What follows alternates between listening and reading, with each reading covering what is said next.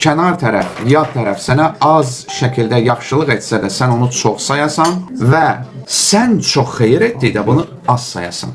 Əgər bir insan sənə yaxşılıq etsə və sən ona minnətdar və təşəkkür etsən ki, bizim hədis mənbələrimizdə də gəlib ki, məxluqa təşəkkür etməyən kəs xaliqə təşəkkür etmiş sayılmaz.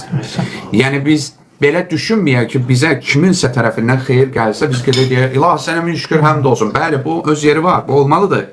Amma Allahın məxluquna birinci təşəkkürümüzü etməliyik. Özə burada şirkun xəfi var. Bizdə cəmaat arasında belə bir var. Xüsusilə yaltaqlanmaq istəyən adamlarda daha çoxdur ki, göydə Allah, yerdə sən. Sən olmasaydın, mən neyniyərdim? Adətən belə sözləri deyənlərin hamısı olmasa da, böyük əksəriyyəti səmimi olmadan bunu deyirlər.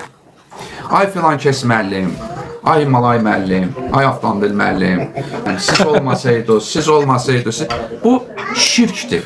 Yəni İmam Sadiqdən də səhv eləməsəm, bu barədə hədis var ki, bu şirkdir.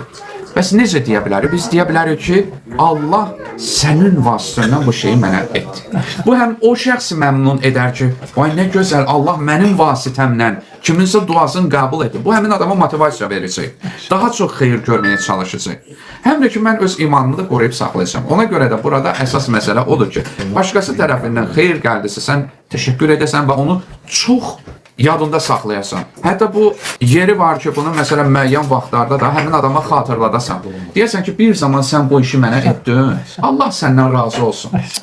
Həmin adama xatırlatmaq, biz adətən nə edirik? Pis işləri xatırlayırıq.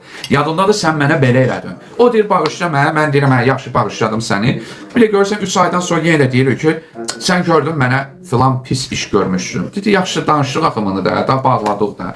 İnsan pisliyin əvəzinə yaxşılıqları daha çox yad eləməlidir.